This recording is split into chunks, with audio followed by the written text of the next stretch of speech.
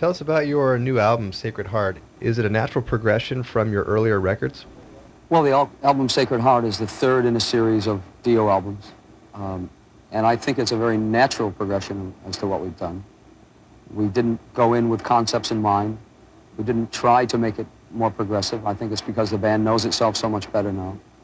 We're confident with each other. We're confident in the studio playing and putting all the material together. I think it's just a very, very natural progression of things. It's nothing we planned.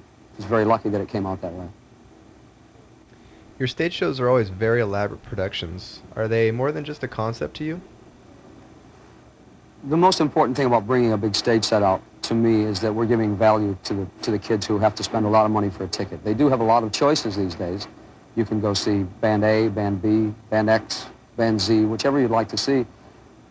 I've always felt that if you bring them something that is going to be worth all of the money and the time that it takes them to collect that money, then they probably will go to your show first. That's not the underlying reason. The underlying reason is that I feel it's important that you present theater with music. I think it makes it come much more alive, and that goes hand in hand with the value for money. If you're presenting a circus on the road, I think everyone wants to go and see it and will come away enjoying it. That's the reason, really, for bringing it out. Your lyrics have always been filled with mythological and medieval references. Why is that? I like very much the values of that time.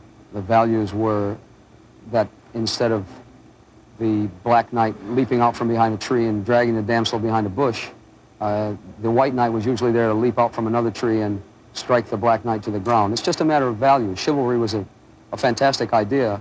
It's too bad that we've not been able to use a bit more of it or have it be apparent in our society. I like to write around those themes because they take us out of the real world. I think we have enough problems to deal with every time we look at the television or read the newspaper. And if there's some way that I, through my lyrics and through the music that we write together, can give you a little bit of escapism, then I think that's probably a nice thing in this period of our socially disruptive times. Do you come up with all the concepts for staging? The concepts are done by Wendy and myself. Wendy is my manager, Wendy Dio. And we come up with the concepts for the album covers first, and then we take them one step farther and make them into reality with what you will see at our show. Do you ever tire of touring? I think I'd be a liar if I said I didn't tire of touring. Of course, everyone gets tired at some point, but it's the life that I like the best. It's a chance for me to become better at what I do, to hear the opinions of the people I'm playing for, to see whether I'm doing it right or not. It's my craft, it's my job, it's my art, it's all of those things. But like everyone else who works at whatever job, you occasionally get bored with it. That's just human nature. I'd like to be lying on the beach today, too. But this is my work, and this is what I love the most and care about the most, so I forsake the beach for being here and talking to you. Are you attracted to the vagabond life? Would you consider not seeing the same place every day? Do you like to travel? I think so. I think so. I must be very nomadic. I like to see a different place every day, see a different face every day, hear a different idea every day. I think I like to travel because I get to meet the people that I have to deal with, and I find out whether I have my finger on the pulse of this country or any other country, and whether I have my finger on the pulse of young ideas and young values.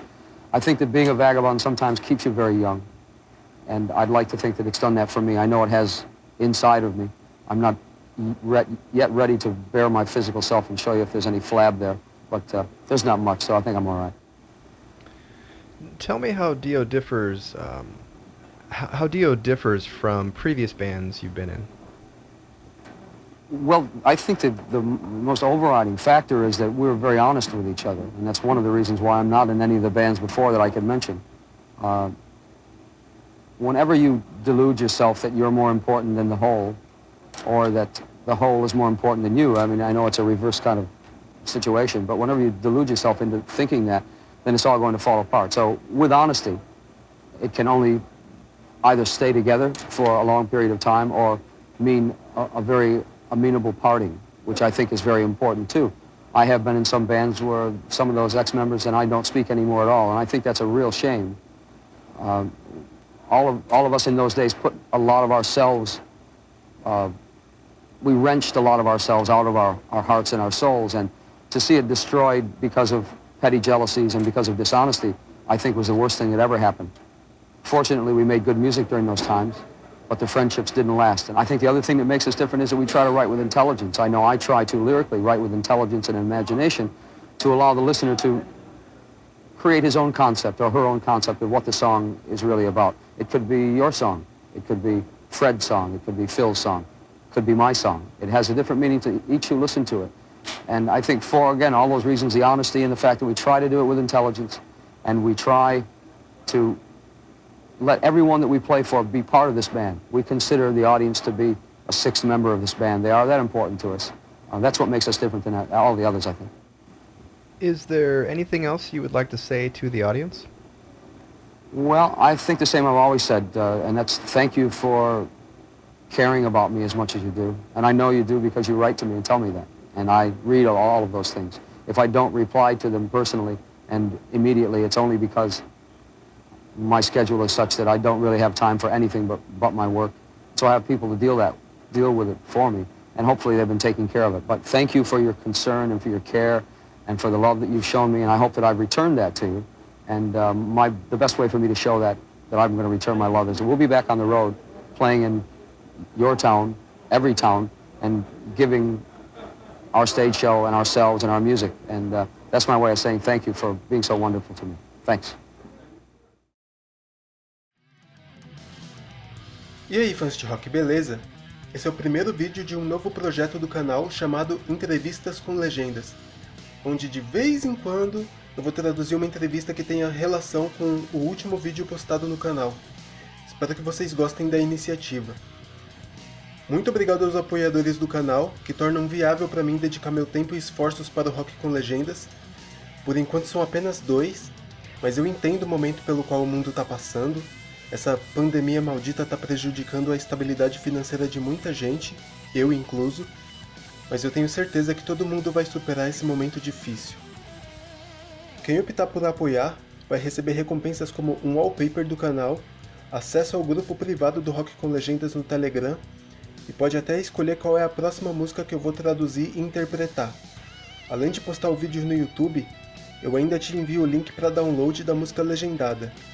Acessem padrim.com.br/rockcomlegendas e deem uma olhada em todos os níveis de recompensas.